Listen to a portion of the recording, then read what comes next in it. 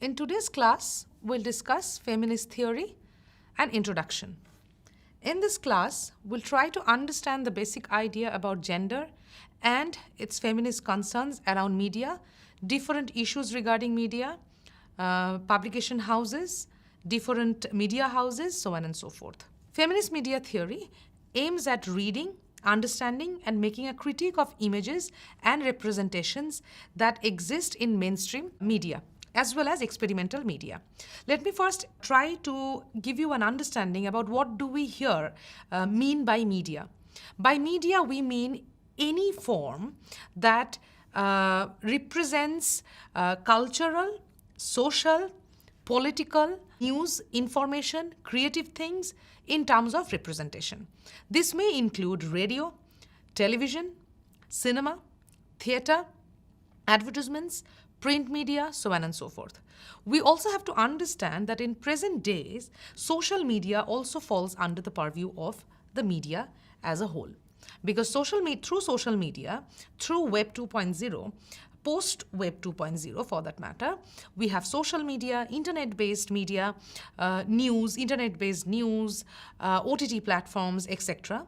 That also needs to be understood if we try to understand the present scenario of media per se. So whenever we talk about feminist media studies, we mean all these different areas where media functions and feminist concerns that tries to understand how these things function and work together. The feminist media scholarship employs feminist theories, ideologies, political concerns, policies by doing in-depth understanding and studies about media contents and form. Now here one has to be careful that it is not always about content that the feminist media theorists think about. They are not solely concerned about considering whether a particular media object, could be a film, could be news, could be any television program, whether it is feminist or not. This is not the concern. One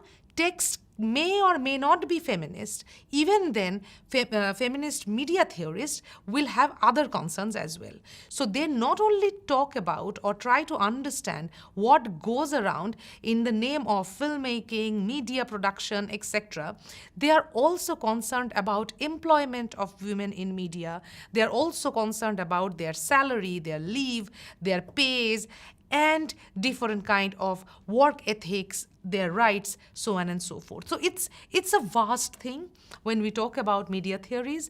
It includes form, content, stories, etc., how women are represented, etc. At the same time, it also includes the job, the market, how women are treated in media industry, etc. So simplistically put, feminist media theories take advantage of feminist theories and try to understand media scenario through those perspectives. I'll give you some concerns to begin with. What do I mean by these concerns? Feminist media theories go beyond the question of representation. As I said, that feminist media theory is not only about whether a woman has been rightfully represented or not. It is about so many other things as well. So I will give you some pointers. Feminist media theories deal with beyond representation. They also deal with appointment and job allocation of women. That means in any advertisement house, news productions, etc. Whether and how women get appointment, plus their job allocation, what kind of work they are actually given. I can actually think about one job that used to be very much assigned for women in Hollywood was script girl. So the scripts and everything used to be sorted by women only. Like spot boy, so that job will be given to men only. So there used to be different jobs that used to be segregated by gender. So it is also a concern of feminist media theorists to also look into job allocation and appointment. Second concern, production and distribution of media house, how it happens, why it happens, whether there is any gendered concern to be thought about, etc. That is also a concern of the feminist media theorists. And the final concern is training and salary of women. Whether women are getting enough training, whether women get equal access to training and in other sectors of media houses, and also salary, whether they're getting equal pay for the same job, and other leaves such as maternity, such as health, so on and so forth. How these are dealt, whether it is dealt differently, these are the basic concerns of feminist media scholars. Now, feminist media theory addresses the question of gender and identity by making intersecting connection with other perspectives as well. So one is, these are the three concerns that I have just mentioned. There are other things that also feminist media theories take into consideration. So it is not only about just women, it is also about women with other intersectionalities. For example, women of different class, how they are treated. Women of different castes, how they are treated. Race, religion, nationhood, sexuality, even disability, how these are treated. I mean, so it's woman as a category is not just a pure category in itself. It in itself has different inclinations, different types, different variations, and different intersectional points it should be taken into consideration to understand what woman is. The feminist media theorists have noticed is that mainstream media always try to present woman in a quote-unquote natural way.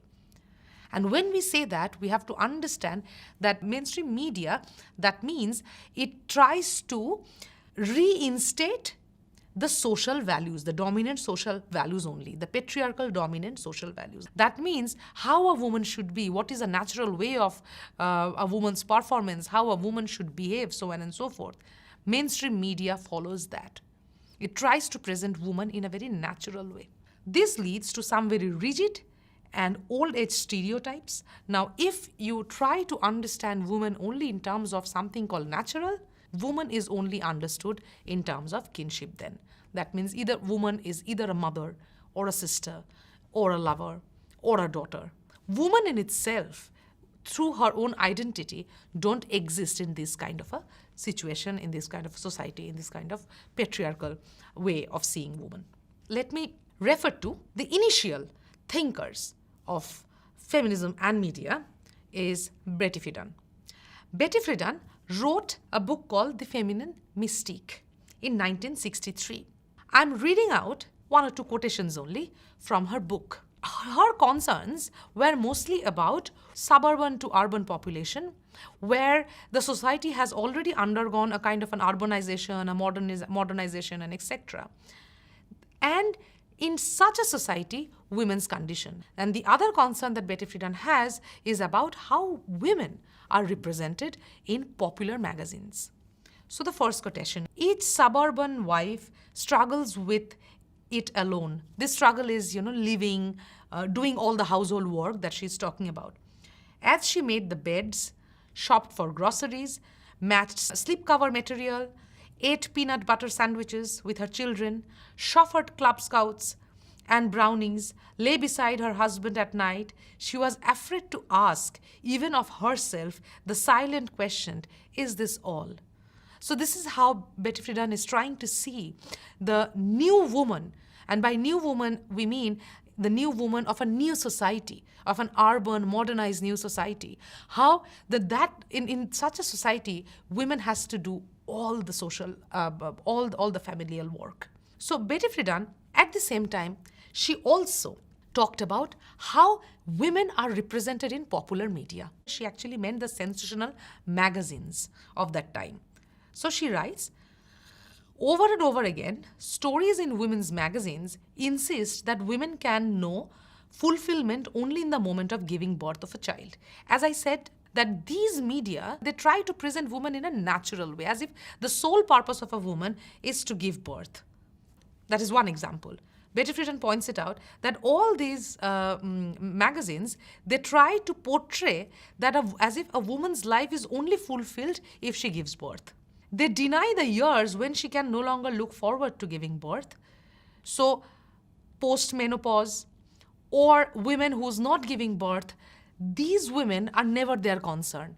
For these magazines, the ideal woman is only the one who can reproduce and have reproduced.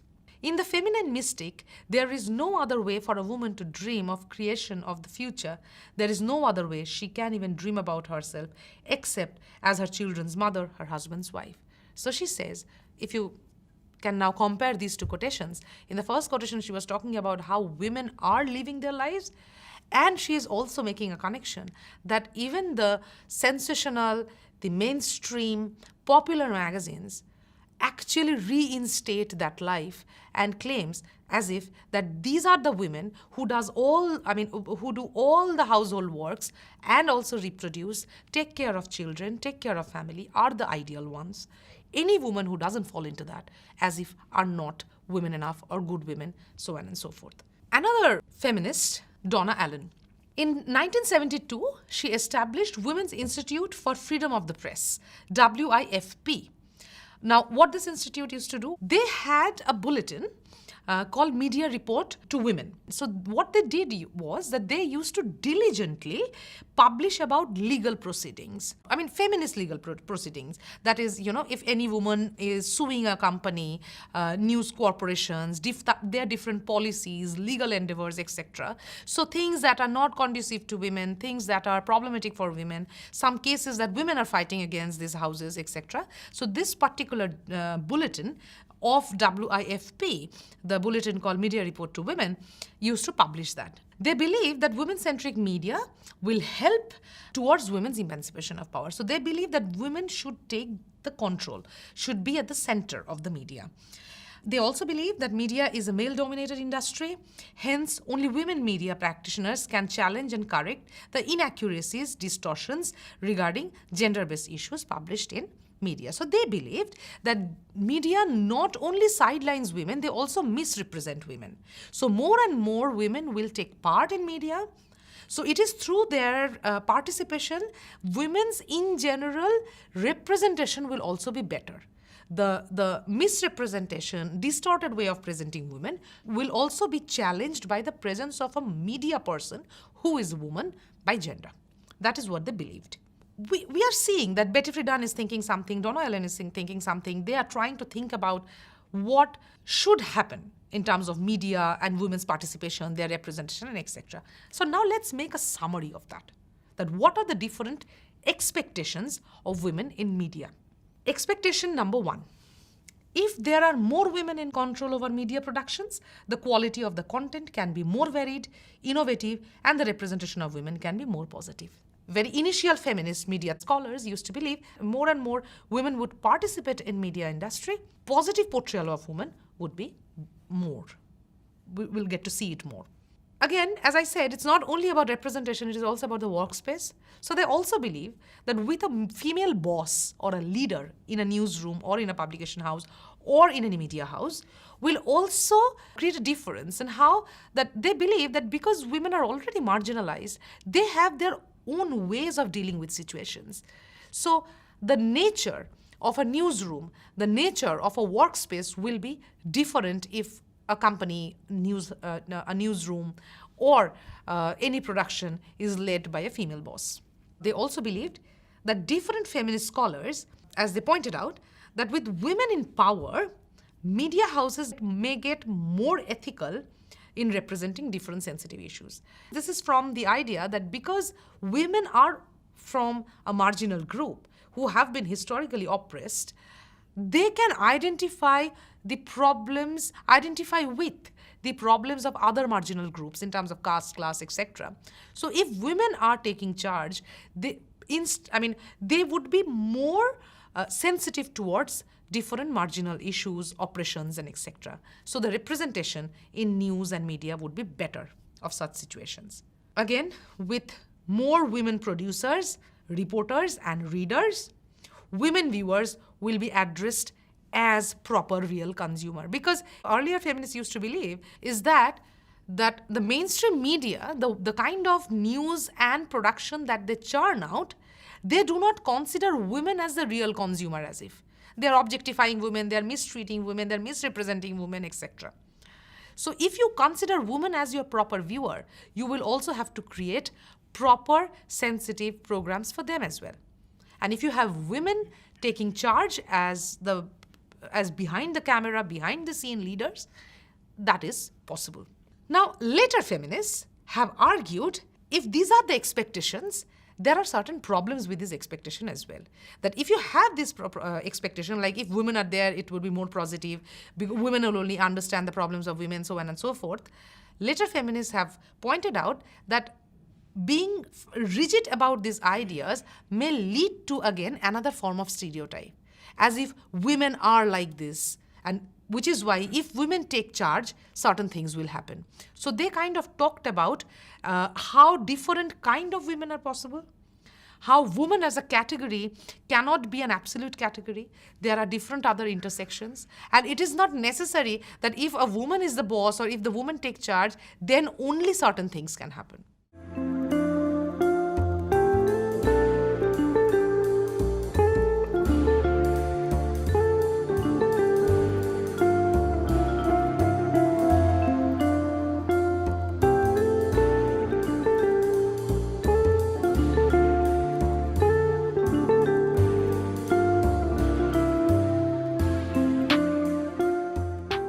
Feminist perspectives on media. How feminism kind of sees media. Feminist media studies investigate the misrepresentation of women. These scholars could talk about characters in cinema which has been wrongly portrayed, or a subject in a painting which has been painted differently and objectively sexualized, etc. A social being in news, how a woman is portrayed in news, how women's issues are narrated in news. Model in an advertisement, how they are represented, so on and so forth. Feminist media study is also interested in questions of representation and gender, how women are objectified, how women are overtly sexualized in mainstream media, how stereotypes are imposed upon them. These are some of the perspectives. To understand representation of gender, feminist media studies investigate different structure of power, that how family, societal, national issues are handled by this particular media house, or whether it has been accurately represented or not. Within the feminists, there are different debates. Now, one debate is around the reason for women's oppression. There are multiple ways this thing is addressed. If you ask why women are oppressed, different feminists will give you different reasons. Another concern is subordination. That is why women accept subordination, why women accept that they are inferior. Even that does not have one simple answer. There are multiple ways that one can think about resolving this question. Feminists are also conflicted. Some will say that, okay, women have internalized the fact that they are inferior in a patriarchal society. That is why they accept their subordination. However, other feminists will say that not only just internalization of patriarchy, there are also social, cultural, historical factors that made women inferior, and women also believe that they are inferior. Another debate which is very important for feminists to address is that how women's oppression should be resolved. We try to think more often that what should one do to resolve this problem? Again, there is no one way to answer this particular question. And most importantly, gender and identity. That we know that from third wave onwards, the question of gender become very important. The gender identities, sexual identities, LGBTQI communities, that man and woman is not the only two identities of gender. This needs to be addressed. And feminists post third wave and post 90s, these feminists have been talking about, arguing about it, that LGBTQI community should also be represented. And these debates and concerns also affected or had an impact on the feminist media studies. All these concerns are also the concern of feminist media studies.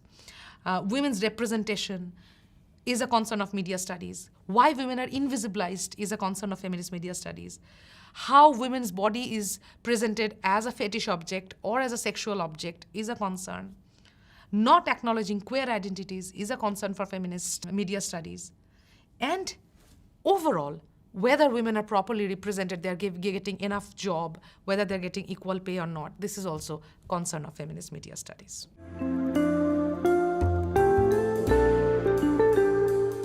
Now, we'll talk about, because it's an introduction, we'll talk about two entry points We'll talk about media and its bias and how two different perspectives of feminism dealt with it.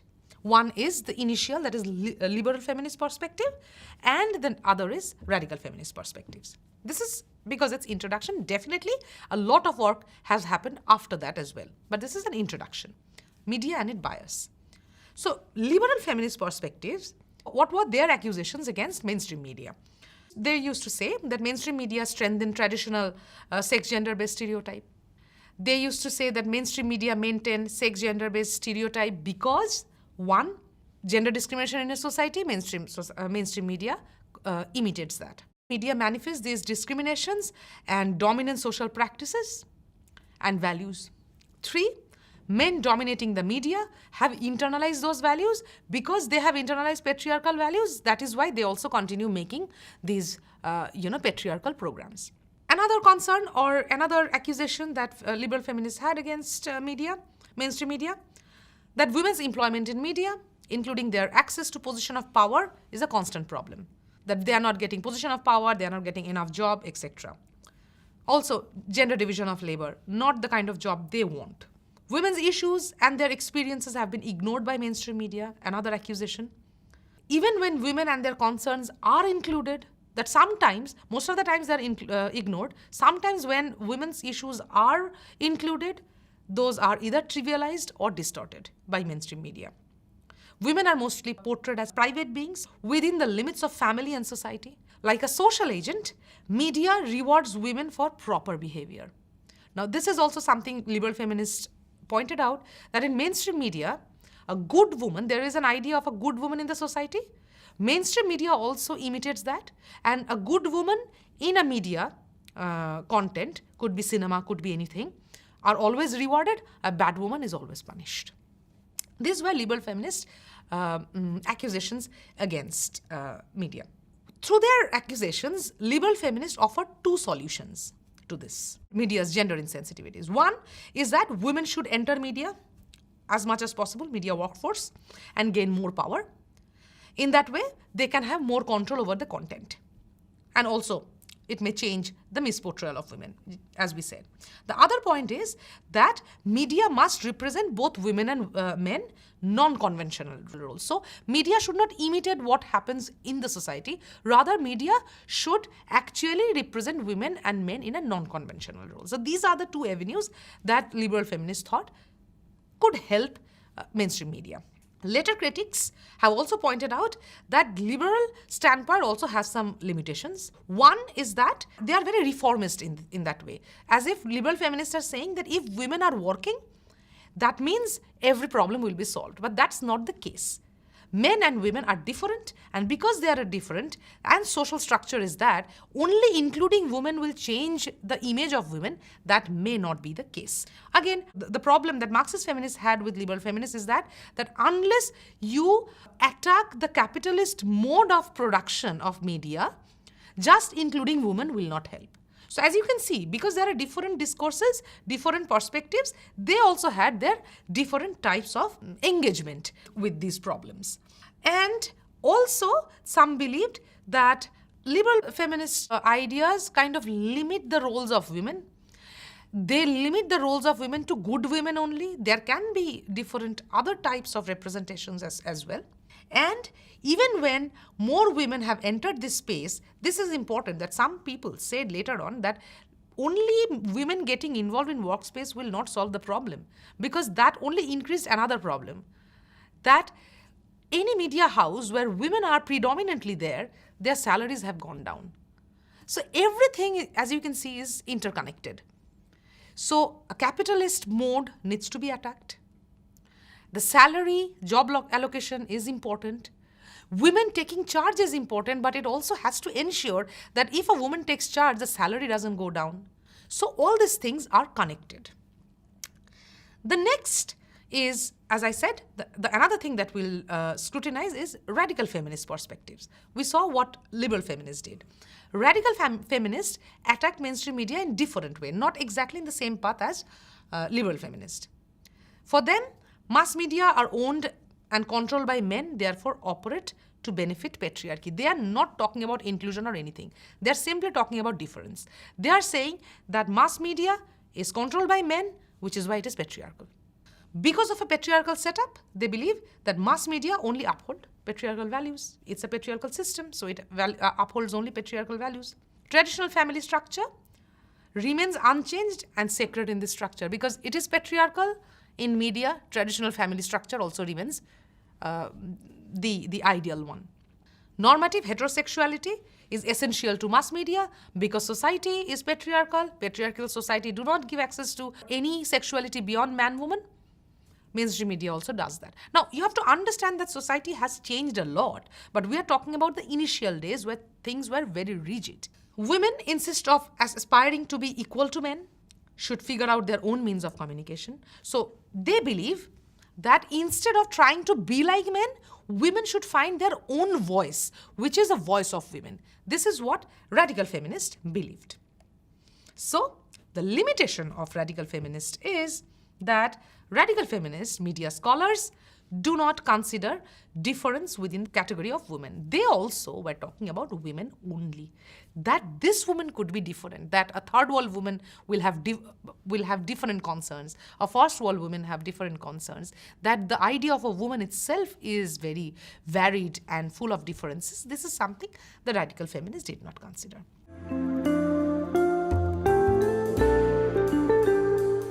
We have just seen the two perspectives, liberal and radical. This is our introduction to understand how feminism had seen from the beginning the problem and the concerns of media. So to summarize, these are the scholars that believe that mainstream representation of women were highly polarized. That is, either they were very naturalized and praised for being nice, good women, or they are ridiculed because of their other values. Feminists also believed that this binary of representation, good woman, that is saint versus the vamp, is to be broken, is to be challenged, right? And that the liberal and radical feminists gave different perspectives to combat these polarization.